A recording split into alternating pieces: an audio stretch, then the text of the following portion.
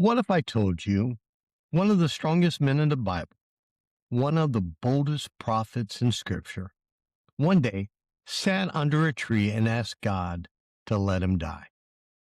Not because he didn't love God, not because he had no faith, but because he was exhausted, depleted, burnt out. And maybe that's where some of you are right now.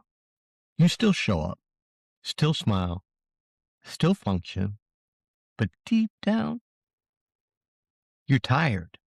Tired of the addiction, tired of the shame, tired of fighting your own mind, tired of pretending you're okay.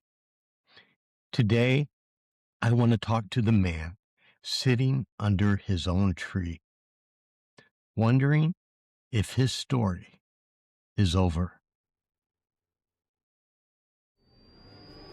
For men chasing purpose over comfort, this is the Intentional Guy podcast.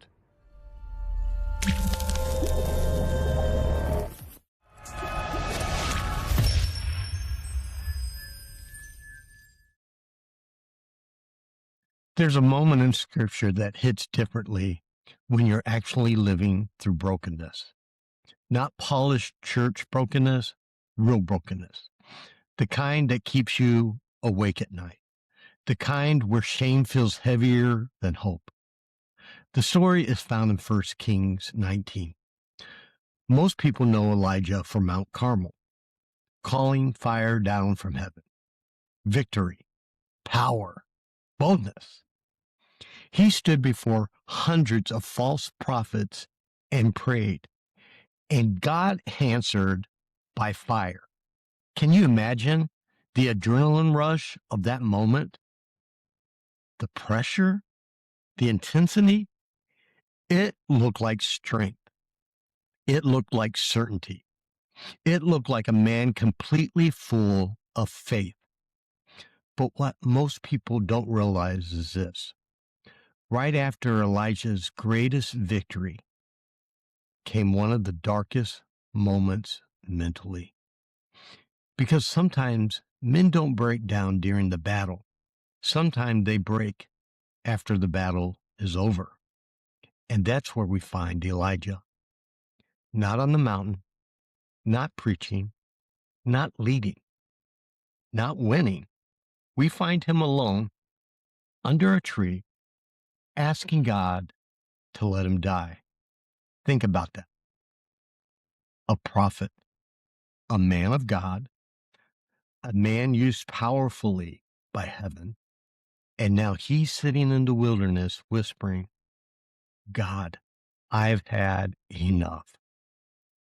Man, some of you know exactly what that feels like.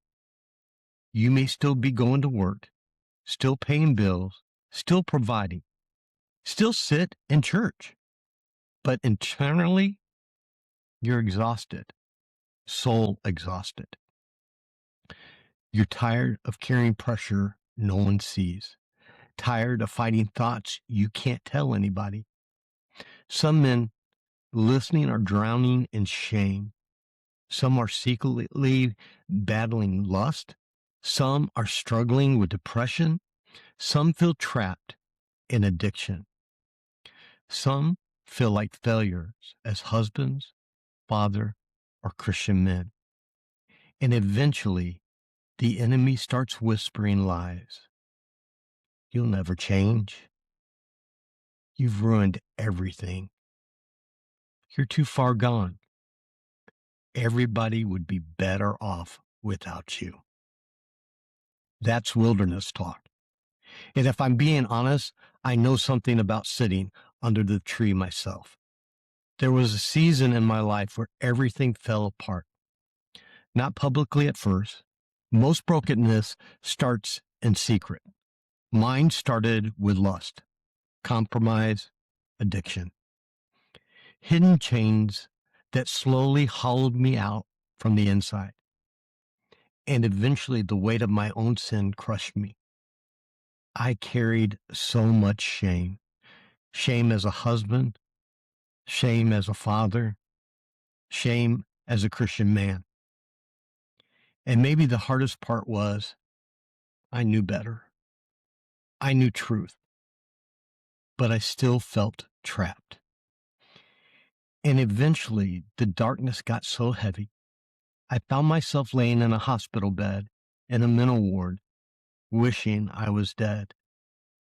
Not because I hated God, I just couldn't see a future anymore. I couldn't see restoration. I couldn't see purpose.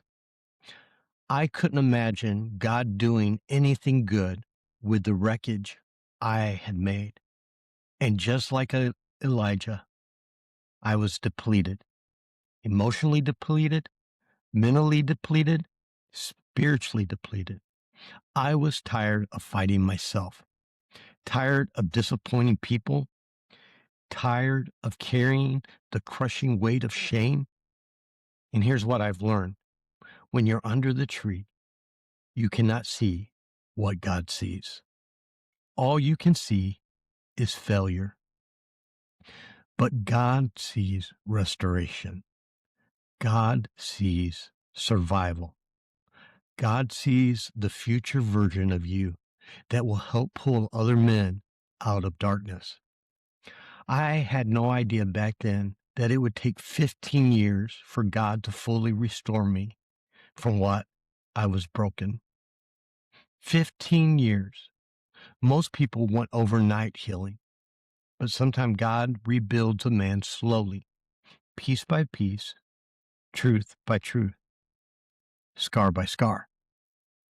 And now, one of the greatest honors of my life is sitting across from broken men over coffee almost weekly, telling them, brother, I know what hopelessness feels like.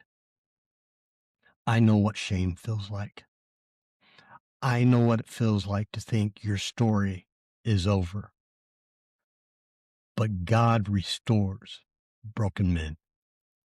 And that's why this part of Elijah's story matters so much to me. Because when Elijah collapsed under the tree, God did not show up with shame. God did not scream at him. God did not say, you should have more faith. Why are you struggling? What's wrong with you? No, God let him rest. Then an angel touched him and said, get up and eat. I love that. Before correction came compassion. Before instruction came rest. God understood Elijah was exhausted. And maybe somebody listening needs to hear this. Sometimes the most spiritual thing a broken man can do is admit he's exhausted, not hide, not numb himself, not isolate, not pretend, just finally tell the truth. And hear me clearly. If you are struggling mentally, reach out for help. Counseling is not weakness. Recovery is not weakness. Talking to someone is not weakness. Weakness is pretending your soul is fine while everything inside you is collapsing.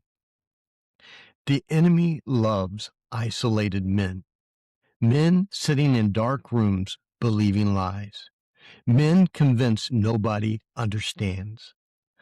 But Elijah wasn't alone.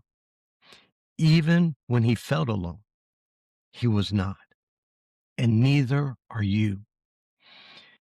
Because the powerful thing about this story is Elijah thought the tree was the end, but God still had purpose ahead of him, still had assignments, still had people connected to his obedience. And maybe the enemy's greatest fear is that you survive this season. Because if you survive it, God may use your wound to help heal somebody else. That's what he did with me. The hospital bed wasn't wasted. The tears weren't wasted. The wilderness wasn't wasted. The years were not wasted. God took the very thing that almost destroyed me and turned it into a bridge to help other broken men find hope. Only God can do that. So here's my challenge for you this week. Stop hiding under the tree alone. Tell somebody the truth. One person, a pastor, a brother, a counselor, a friend, your wife. But stop fighting in silence. And maybe before you do anything else, rest, breathe, put the mask down. Because exhausted men make hopeless decisions. And if all you can do right now is hold on, then hold on. Because your story is not over. And brother, God still meets men in the wilderness.